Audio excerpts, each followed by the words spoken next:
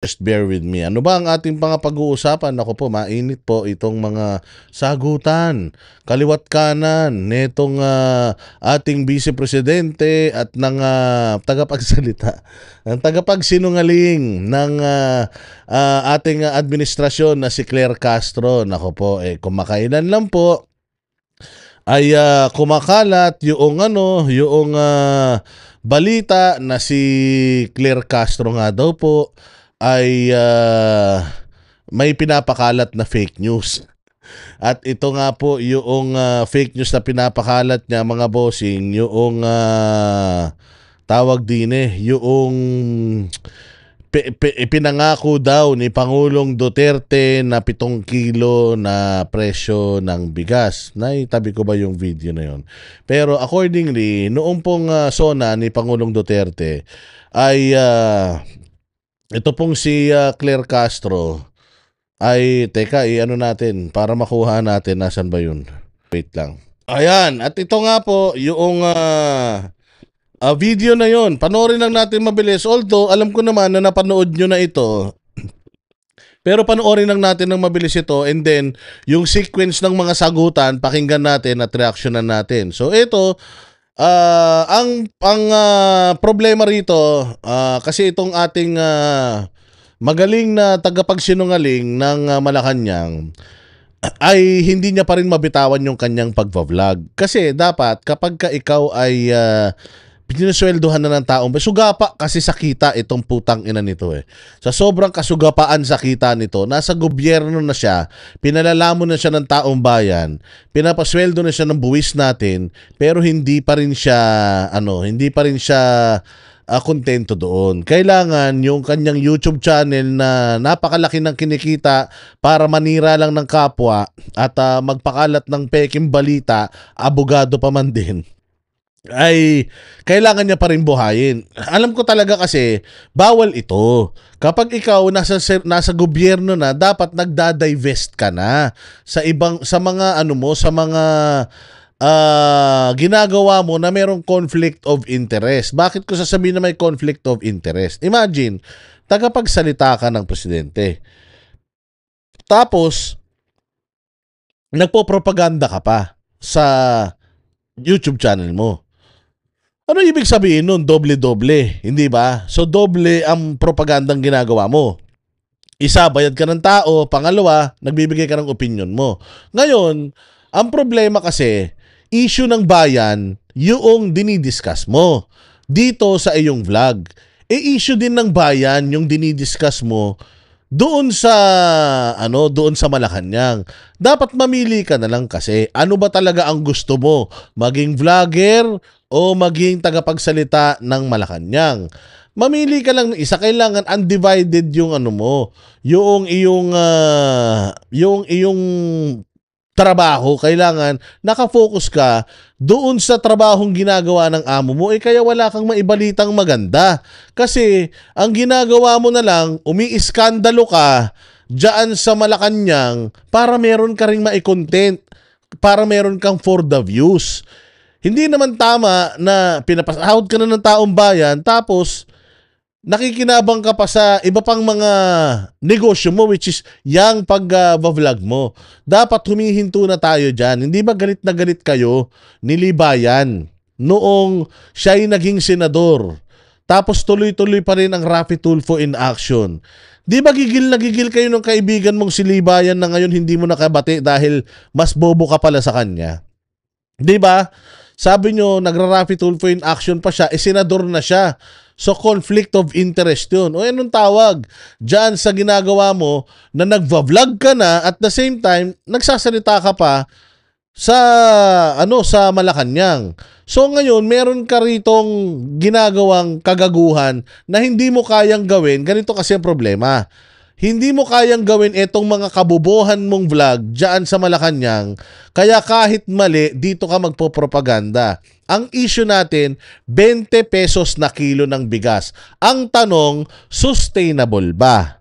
Oo o hindi, yun lang naman yan. Hindi po nga sustainable dahil lugi ang gobyerno, nagsasubsidize ang gobyerno, meaning kada kilo ng bigas, merong nalulugi sa gobyerno na pera na dapat napupunta sa ibang mga proyekto ng amo mo, pero siguro dahil hindi alam talaga ng amo mo saan dadalhin yung pera bukod sa bulsa nila, kaya wala kayong proyekto na maisip para sa mga pera na hawak nyo kasi ang dami niyong perang hawak. You have the budget of the Philippines plus yung mga utang ninyo. Imaginein mo, doble yung budget for 2025. Kinaltasan nila yung budget ng Department of Education, kinaltasan nila yung budget ng Office of the Vice President. Ang dami nilang pinagkakaltasan ng mga budget. Tapos may mga projects ang build na hindi na nila pinopondohan at hindi kasama sa pagpupondo nila ngayon.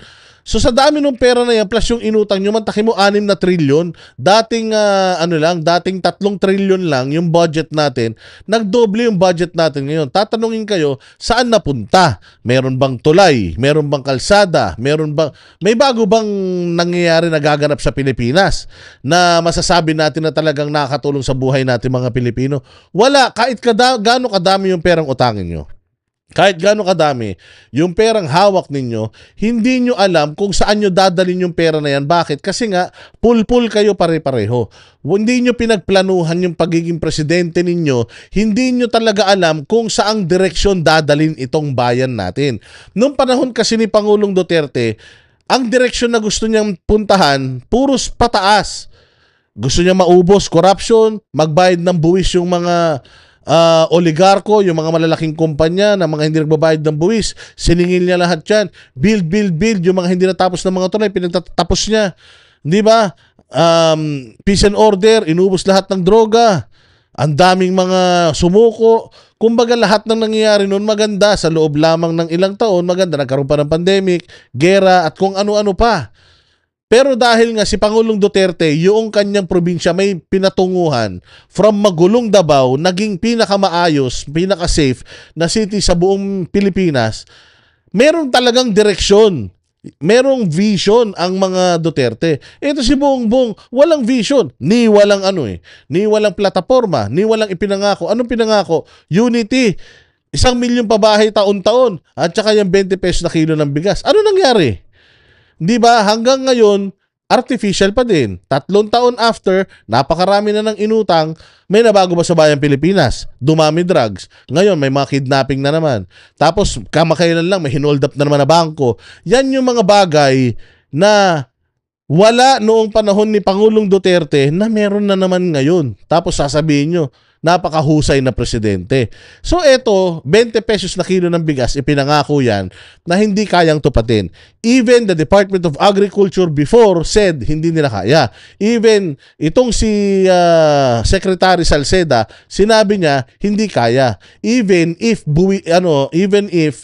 mag-angkat tayo, kailangan mong tanggalan ng buwis para maabot yung bigas, para lang maabot mo yung 20 pesos na kilo. Kasi dito sa Pilipinas, negative talaga. Sa abono pa lang sa patubig pa lang at kung ano-anong gastusin, lubog na sa utang yung mga magsasakay. So, hindi natin, even the farmers know, hindi talaga yan posible.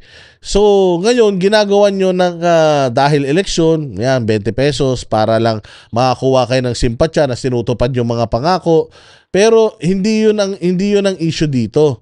Ang issue dito is sustainable ba?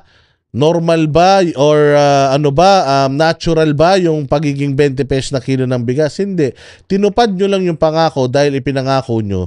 Pero binubudol nyo yung tao into what? Gisahin sila sa sariling mantika. Yung pera ng taong bayan na binabayad natin sa bigas, ibinibenta rin natin sa taong bayan sa doble lugi ng mga Pilipino dahil dyan sa 20 pesos na kilo ng bigas. At alam mo rin mismo, si Claire Castro mismo, alam niya na itong katarantaduhang 20 pesos na kilo ng bigas na to ay kailangan niyang ipagtanggol.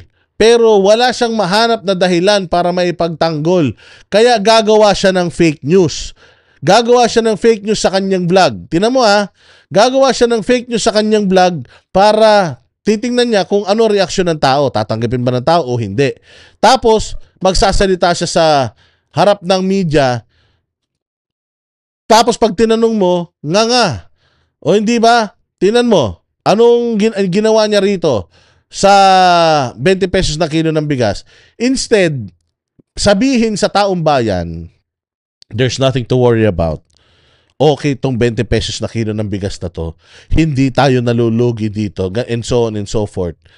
Hindi, naghahanap siya ng kabubuhan sa mga Duterte na katulad ng kabubuhan na ginawa ng amo niya.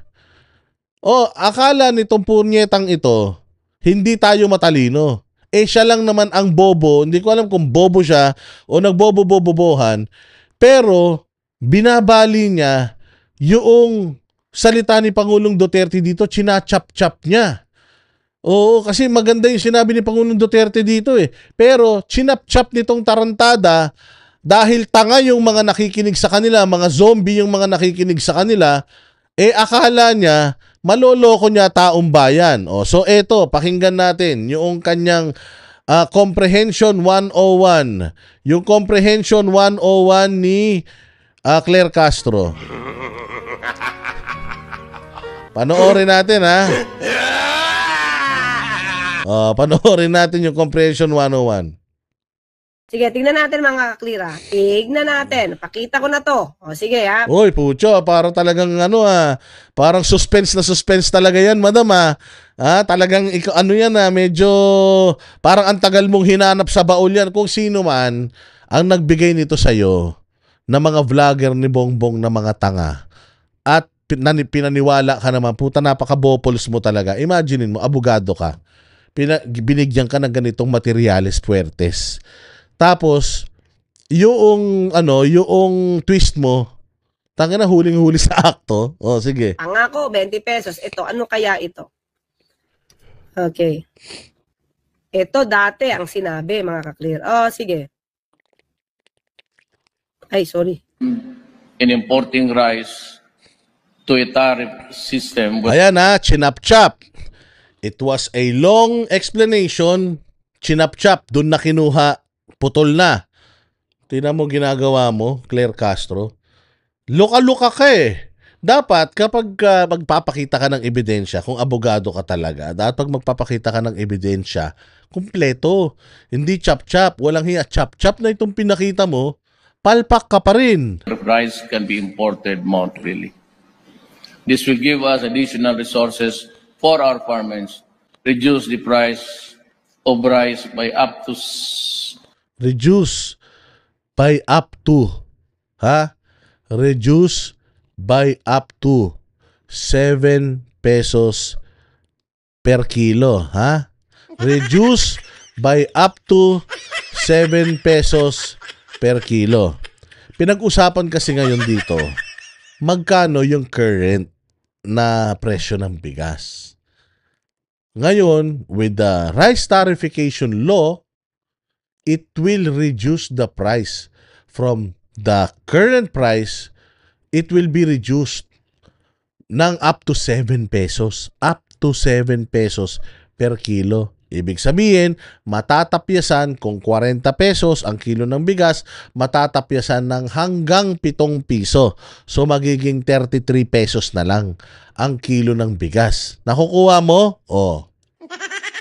Di ba? Diretso natin.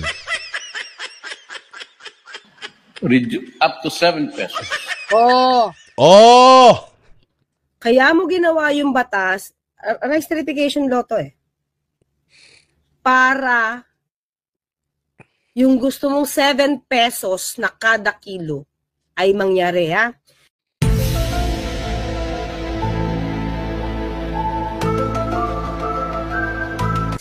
pesos per kilo rice then after. Okay, yan Yan, 2 years 2 years Nangako 7 pesos per kilo na bigas,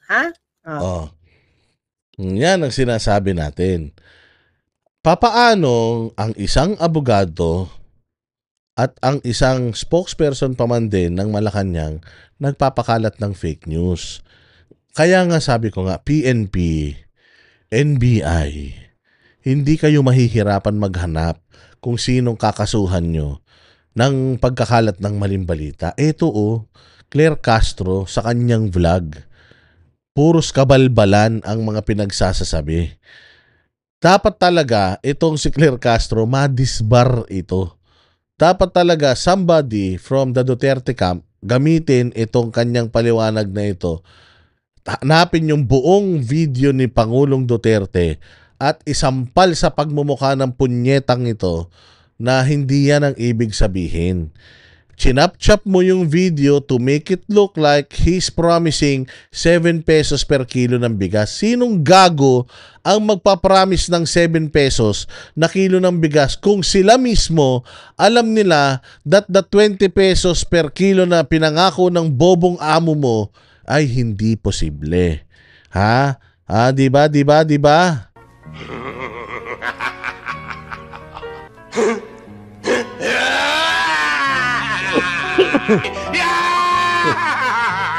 Ayan, natatawa tuloy sa iyo si Romy Diaz eh.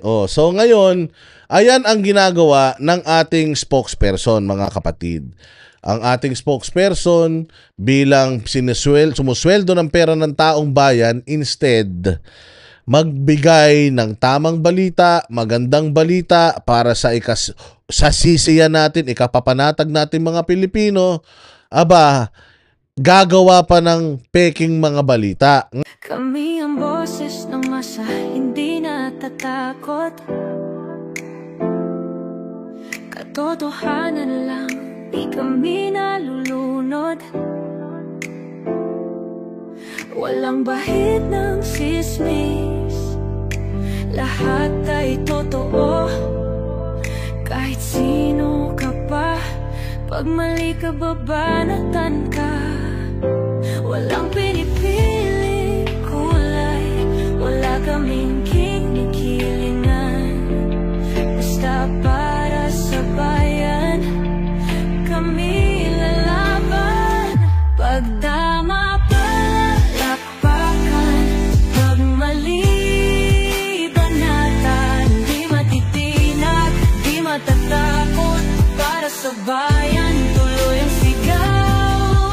Sa harap ng kamera, walang halong takot. Mga baluktot, lahat kayo'y tutumba. Ang hustisya at totoo, yun lang ang mahalaga. Kahit sinong harang, di kami matitinag. Walang pinipiling kulay, wala kaming kinikilingan. Basta para sa bayan, kami lalaban. Pagtama palakpakan, pag mali banatan. Di matitinag, di matatakot, para sa bayan tuloy ang sigaw. Kung nasa tama ka, ikaw ay aming kasama. Pero pag mali ka, handa ka na bang mabasag? Banateros kami, walang inuurungan. Dahil bayan muna, bago ang sarili.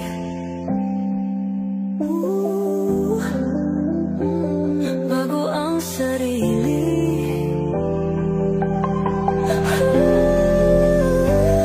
Pagtama palakpakan, pag mali banatan.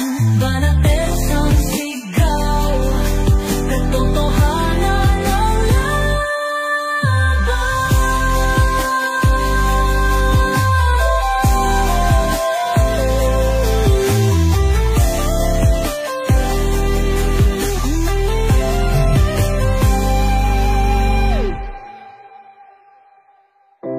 Sa